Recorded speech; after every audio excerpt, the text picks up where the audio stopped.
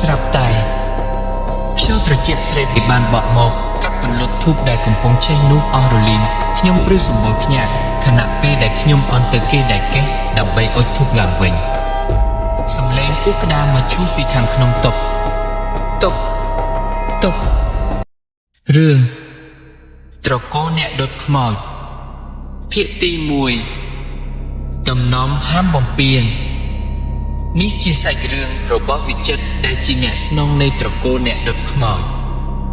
អ្នកខ្លះគ្រាន់តែឮពាក្យថាខ្មោចពួកគេក៏ព្រឺសម្បល់និងខ្លាចរអាទៅហើយតែសម្រាប់គ្រួសារខ្ញុំពាក្យថាខ្មោចគឺជាអ្នកចិញ្ចឹមក្រពះទៅវិញពួកយើងគឺជាត្រកូលអ្នកដុតខ្មោចប្រចាំភូមិនេះតាំងពីជំនាន់ទួតមកម្ល៉េះខ្ញុំឈ្មោះវិចិត្រតាំងពីដឹងក្តីមកក្លិនដែលខ្ញុំស្គាល់ច្បាស់ជាងគេមិនមែនជាក្លិនផ្កាឬទឹកអប់ទេតែជាក្លិនធូបក្លិនទៀននិងក្លិនសាច់ឆេះអ្នកភូមិរើសអានខ្ញុំគ្មានអ្នកណាហ៊ានរាប់អានឬក្បែរខ្ញុំឡើយឪពុកខ្ញុំតែងតែប្រាប់ថាអាជីពនេះគឺជាកម្មពីដែលយើងត្រូវសងគាត់បានផ្ដាំយ៉ាងម៉ឺងម៉ាត់នៅដំណំប្រចាំត្រកូល3ចំណុចហាមបំពេញជាដាច់ខាតពេលកំពុងរៀបចំសពទី1ហាមសម្លឹងមើលភ្នែកសពពេលរៀបបិទក្តារមកឈូសទី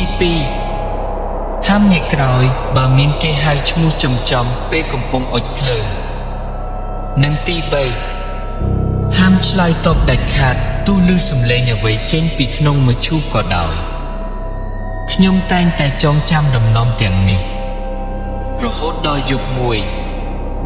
ម៉ោង2រំលងអាធ្រាត្រមានឡានទំនើបមួយគ្រឿងបានបើកចូលមកដល់មុខផ្ទះខ្ញុំទាំងប្រញាប់ប្រញាល់បុរសចំណាស់ម្នាក់ស្លៀកពាក់ហឺហាតែទឹកមុខភ័យស្លេកស្លាំងបានចុះមកអង្វរពុកខ្ញុំឲ្យជួយរៀបចំពិធីបូជាសពកូនស្រីគាត់ភ្លាមទាំងយប់សពនោះត្រូវគេរុំក្រណាត់សចិត្តឈឹងពុកខ្ញុំរែកព្រោះវាខុសទំនៀមទម្លាប់តែដោយសារចំនួនប្រាក់ដែលគេហុចឲ្យច្រើនគូផ្សំនឹងភាពក្រីក្រផងពុកក៏បិទភ្នែកយកព្រម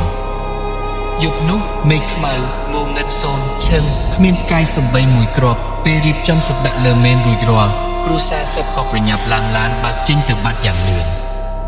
អត់ថ្វាយបង្គំលាសំបីបន្តិចទុកឲ្យខ្ញុំនិងពុកនៅយាមមកឈូសកណ្ដាលភាពស្ងាត់ជ្រងមុំ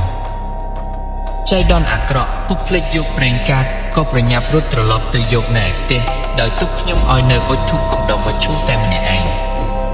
ស្រាប់តែ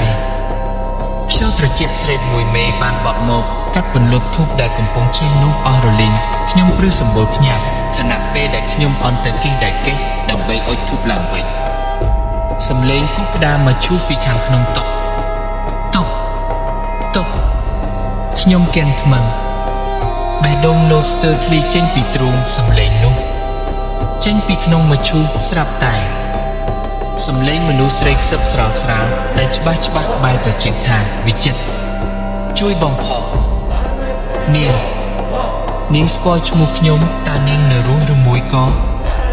ដោយសេចក្តីភ័យរន្ធត់លីលំនឹងភាពងឿងឆ្ងល់ខ្ញុំភ្លេចដំណំទី3ទាំងស្រុងខ្ញុំញ៉ាំមាត់ហើយរបូតមាត់តបទៅវិញអ្នកនាងទើបតែហៅខ្ញុំមែនទេសំឡេងគុំជួបបន្លឺឡើងកាន់តែខ្លាំងអំដោយសំឡេងរបូតដៃគូតើនឹងមានរឿងអ្វីកើតឡើងបន្តនៅពេលដែលវិចិត្របានបំពេញដំណំដ៏ស័ក្តិសិទ្ធិរបស់ត្រកូលកុំភ្លេចរងចាំតាមដានស្ដាប់ភាគទី2ទាំងអស់គ្នាសូមជួយចុច like និង subscribe ដើម្បីកុំឲ្យរំលងភាគបន្ត